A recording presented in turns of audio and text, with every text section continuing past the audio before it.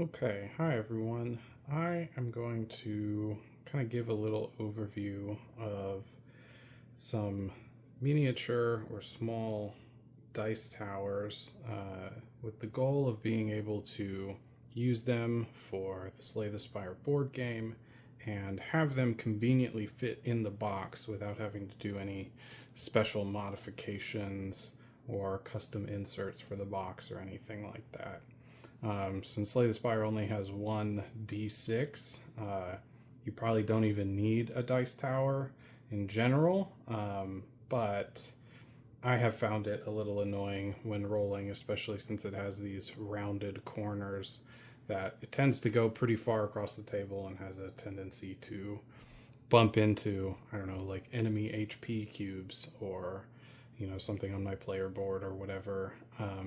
So I just thought it might be convenient to have a little dice tower that you can roll the dice in, and just to kind of keep it contained without putting a big bulky tower that is more suited for a bunch of dice or larger dice. So I did a bunch of research.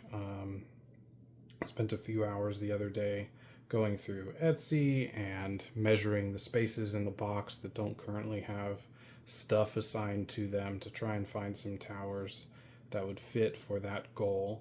And the first one that has arrived, I've ordered a few of them, so this will not be the only video. The first one that I ordered is from the Broken Token. It's called the Keep, the Tiny Dice Tower. I've ordered stuff from the Broken Token before. I think they're a very reputable company that gives you exactly what they tell you they do. They're basically just laser cut, usually 3mm pieces of wood. They tend to come in little sheets like this with all the pieces barely attached, so you just pop them out, stick them together. This only has one sheet of instructions that are all visual, very easy to follow.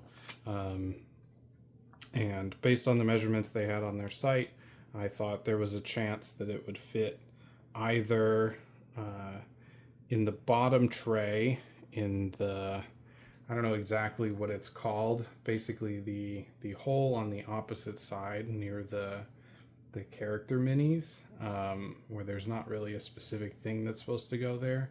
This could fit in there in theory, and also under the component tray there are the places for like the save games, and basically I think this would probably fit in the middle one where it doesn't have that barrier in between the two in the middle. It could fit under there.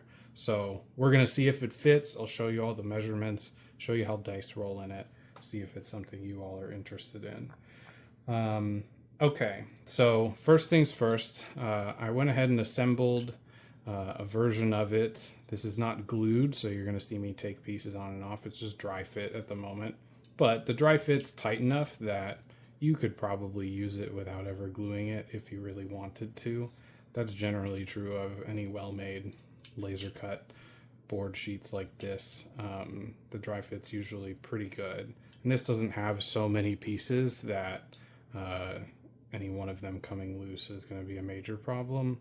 But if you end up, deciding to use this with any sort of frequency, it's probably a good idea to have it glued. But just for this video, you'll see me taking pieces on and off.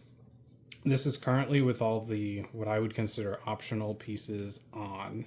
So this is like the largest and most complicated that it can be. There are ways to make it a little bit smaller and have a little bit fewer pieces that may be more desirable. So I'll kind of show you both things. I'll show you some measurements here. This is just a digital calipers. I'm going to do everything in millimeters. You can convert them to inches should you wish, but just for clarity, any numbers you see on here will be in millimeters. Looks like the battery's low, so you may see it blink a bunch. That doesn't affect the accuracy of the measurement, just that I need to get the battery replaced at some point. So the height of it, top to bottom, we get top tower. Looks like it's about 73.5 millimeters tall. then the width at the top of the tower, which is the widest point, you know, right about 43 millimeters, maybe a little more, maybe a little less. And then the width of the base, which is slightly smaller than the top, it's about 36.7, 36 and a half, something like that. So not a very big item in general. This also has the little movable flag, I guess you would call it. I don't 100% know if this serves much of a functional purpose. It's meant to be mobile. You can kind of slide it out. You can see it comes with several different flags with different designs, and the backs of them are blank. So theoretically, you could even put your own design on one of them if you like one of them better. But I'll go ahead and show some dice rolls on some different sized dice and see how this affects them.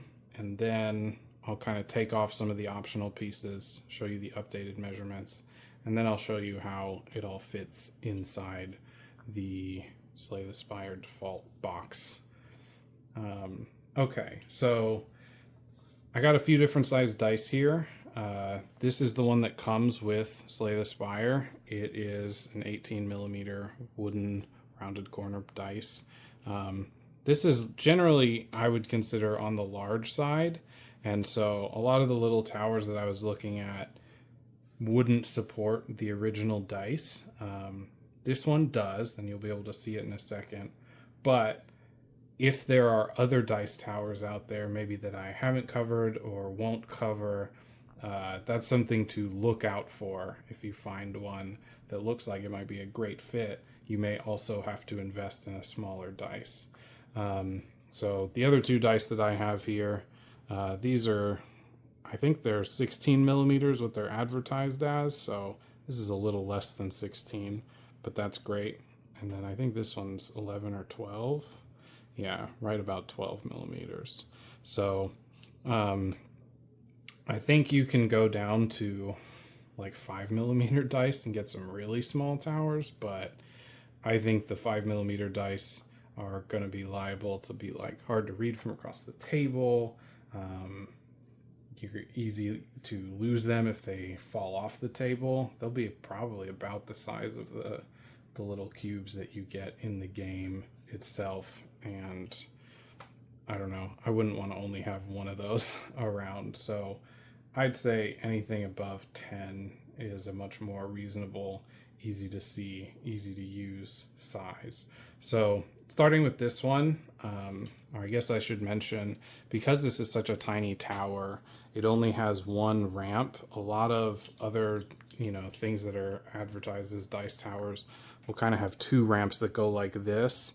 And so the dice will hit the first one and then hit the second one and then come out the front to help it randomize it. So if you care about perfect randomization, this one might not be the one for you, because it basically has a ramp. So you're just sort of dropping it and it rolls out. There's also not a lot of room in the front for it to roll around on these rounded corners.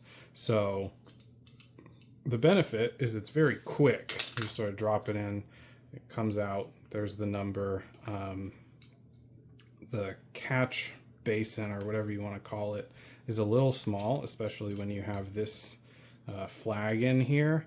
So I can reach in and get it reasonably comfortably, but on the 18 millimeter dice, as you can see, sometimes it will kind of get under the flag, in which case you kind of have to fiddle with, getting it out from under the flag, questioning whether the flag is interfering with the roll or helping it be more random. I think the main thing that it's doing is helping it from bouncing, because we'll see once I take the flag out. Some of these smaller dice can like hit the bottom and bounce out of this area here. So that's just maybe something to consider, whether you want to use the flag or not, depending on how big your dice is. So you can throw the dice in. I haven't done like a million rolls to see exactly how random it is. I would probably recommend doing some of the rolling in your hand first before dumping it in there, to sort of increase the actual rolling action, since the tower itself is not going to do a lot of rolling for you. But that's that size. The 16 millimeter size also works quite well. At least with the flag, it's not bouncing out, and it seems to be reasonably random. And then this smaller one, 12 millimeters, I want to say like the 16 or the 12 millimeter is a better size than this one. They're more comfortable for this specific tower. And then sort of depending on if the dice are big enough to be easily read across, you know, your play group, the size of your table, and that will sort of determine whether it's worth replacing this permanently or just while you're using the tower. So that's this size.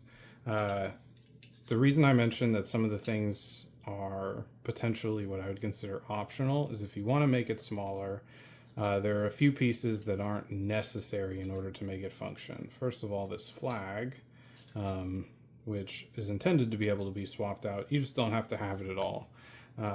So that'll just kind of pop out from there, and now you have a version that doesn't have the flag. The main benefit of this is it makes it easier to grab because there's more space here for your finger to grab the dice. My guess is if I were to use this at the table, I wouldn't want to have the viewing of the dice be, you know, inside here. There are a lot of angles at which you will not be able to easily see the dice depending on where you're sitting. So this would mostly just be for rolling, contain it, and then set it down somewhere where it's more publicly visible. And because of that, you're going to be reaching in and out of this a bit more frequently. And so having the flag removed makes it a bit more comfortable to use the full-size standard dice that the game comes with. The other ones also still work just fine. I had a few examples when I was testing this earlier where especially the small dice would bounce out. It would hit the bottom here and bounce out. Don't know if I'll be able to... Oh, there it goes. Never mind. And so it's not every time, and so it'll kind of be a surprise when it does happen. I do think having the flag in front sort of prevents it from having the maximum amount of like horizontal velocity, so that when it reaches this point, if it does bounce, it's not going to bounce further this way than if you don't have the flag. So that could be something to consider, sort of depending on the size of your dice, how much, you know, vertical force you're throwing into this, whether it's going to bounce out, and if the flag can help prevent that or not. So the other pieces that aren't strictly necessary are the things up here on the top. To my knowledge, they don't do a whole lot in terms of increasing the randomness. They're just for visual to kind of give it that tower spire look. I guess if you throw the dice and it hits this lip here, it can increase the, you know, the rotation that happens. I would not expect you to always hit that though, so it's not like every roll is going to be, you know, impacted by having, you know, this in here. But the main thing that does change when you remove these, if I can do it without breaking anything, there we go. Pop these off since they're not glued at the moment. Is it reduces the height pretty significantly.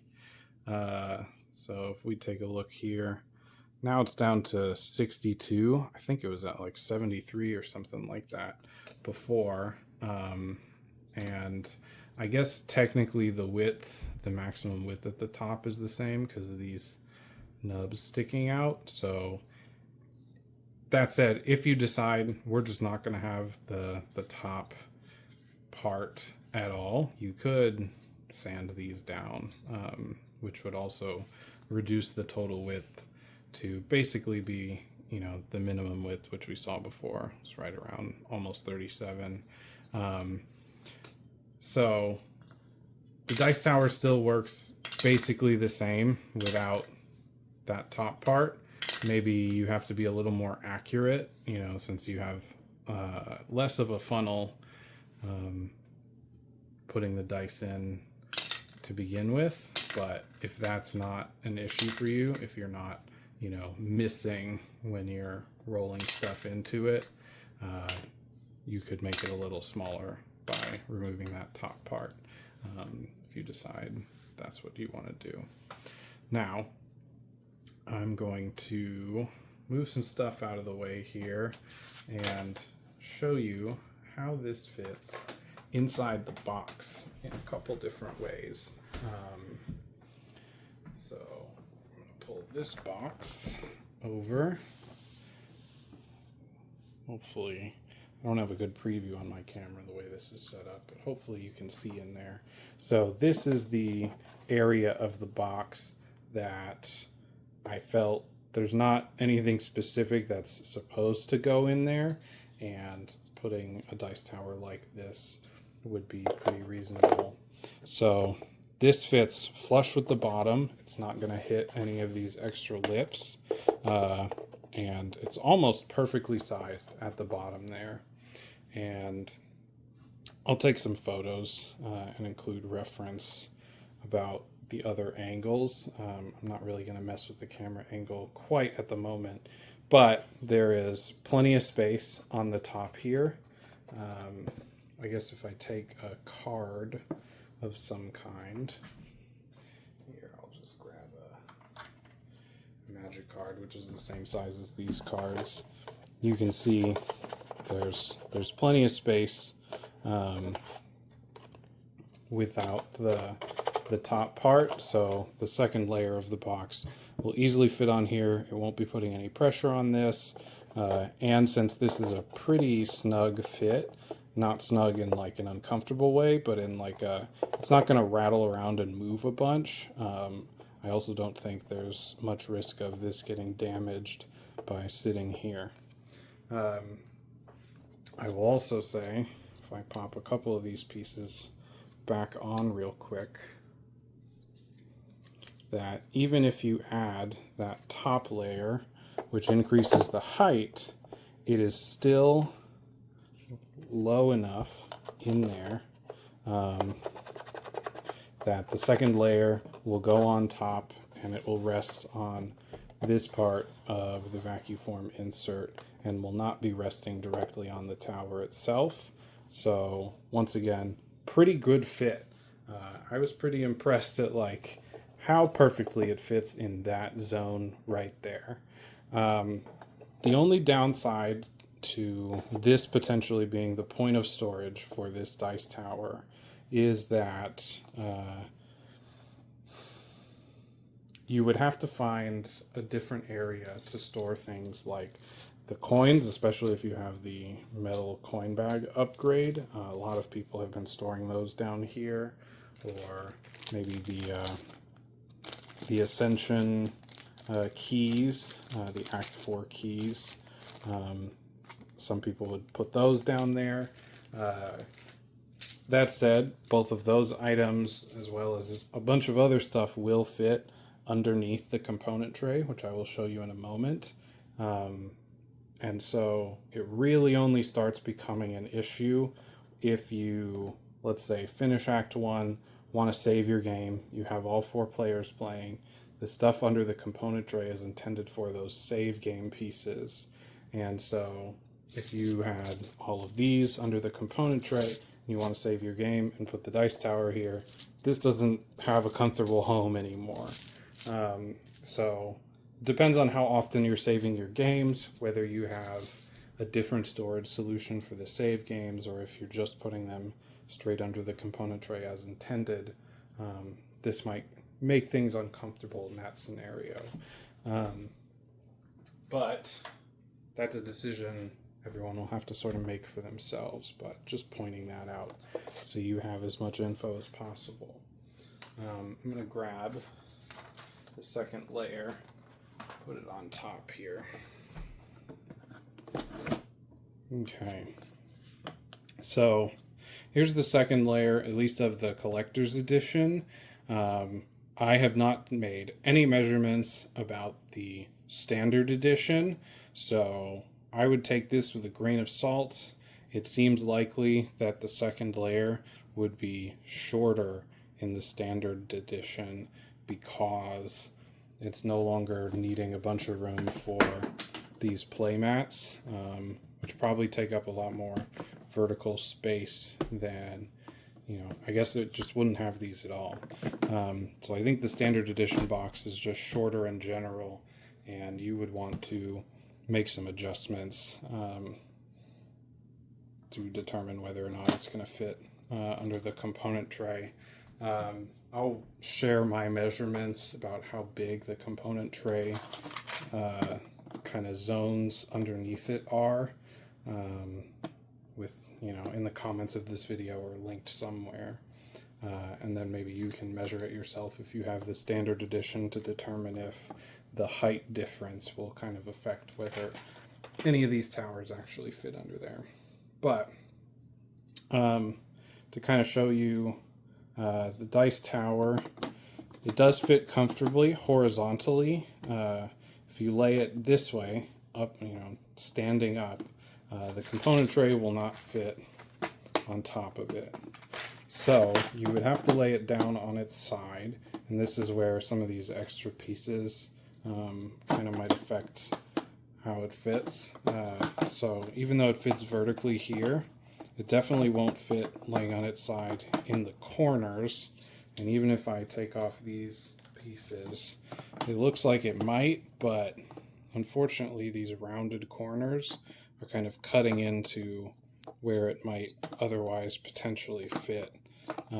So you can't quite get it in these corner slots, but the center slot, because it doesn't have a wall in the middle, has plenty of room, and it is vertically just at about the height where the component tray will rest on the plastic rather than on the dice tower wood itself. So if I put the tray on top, it's not balancing on the tower all that much, especially when we have this, truncated version of it. So if you were to sand these two nubs down on both sides, I do think that it would fit pretty smoothly under here, and the component tray wouldn't be putting any pressure on it whatsoever. That said, even if you were to have all those features on top, which I'll just put these on for now. So it's a little bit taller, a little bit wider. Still fits. It's a little taller. The downside is a bit more noticeable, where the component tray is now clearly kind of resting on that axis. That said, nothing is going on top of the component tray itself to put more pressure on it, unless you are stacking other boxes on top of this closed box and it happens to put extra weight here. So it's one of those things where, like, if Slay the Spire, when you have it stored, is just in its box with nothing else on top of it, I do think you wouldn't have to worry about putting any weight on this in such a way that it would get damaged, or this might snap off due to pressure or anything like that, because the component tray is so light, at least mine is, I don't put the metal coins in here, that it'll rest there and the box will still close. Grab the lid real quick. It'll still close flush. It's not going to cause any box lift. So that goes all the way down. There's still room for me to push. So there's a bit of an air gap there still. Pull this back out. So I do think overall this dice tower, the Keep by the Broken Token, once again, a pretty solid choice. It'll fit in a couple different places within your box. It works with the original dice. that comes with Slay the Spire. You're not forced to find a dice of a smaller size. I do think even with since it's a wooden dice and the wooden default visuals of this, pretty nice. Kind of fits very well visually. The contrast between, the color of the dice and the tower itself makes the numbers still easy to read. So if you're not obscured by an angle, or if you're just playing by yourself, you could even leave the dice in here all the time every time you roll it. It's not going to cause any issues. But the other benefit of you could change up the dice, have smaller sizes, be able to put, one of these little banners on here that, number one, are just fun because they're kind of cute to look at.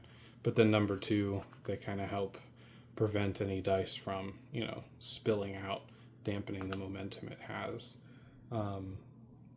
Yeah, I'm pretty impressed with this one. I'm probably going to glue up at least the parts without the top tower, and then I'll decide whether I actually want to add the little top tower later. I'll just kind of keep those pieces stored, and I probably will not be using the flag, so I can just continue using this standard size dice that comes with the game, without it causing any bumping or annoying difficulties getting my fingers in there.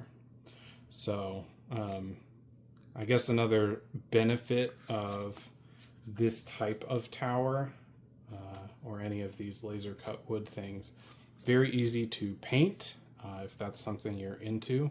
You obviously don't have to. It essentially comes two color, whatever color the wood is, and then there's darker, where the laser burned the wood a little bit. So all these sides are always going to be darker. But because it's wood, you can easily paint it. Some of the other dice towers that I'm still waiting to receive in the mail are 3D printed. I don't have as much knowledge about whether, acrylic paints or oil-based paints require any extra effort in terms of painting on a 3D printed filament. Maybe the type of filament matters in terms of how well paint takes to it, stuff like that. But if you're someone who wants to heavily customize a little tower by painting it, adding your own designs, whatever, this is a great choice. So I'm pretty happy with this one. I think I am very likely to just store it in the bottom tray in that void down there, and I can continue storing stuff up here since I don't see myself doing a lot of save game stuff. I don't think I'm going to have any problems just continuing to keep my coins in this spot while the tower fills up that other zone down there. So anyways, I hope that was helpful for everyone. I guess you can look forward to a couple other little videos of some other towers, see how they compare to this. You can make an informed choice about whether you want a specific one or any at all. But yeah, let me know if there are any questions that I didn't answer. I'll be available, and I can probably add some comments in the description or answer stuff on the Slay the Spire Discord or whatever. So yeah, thanks for watching.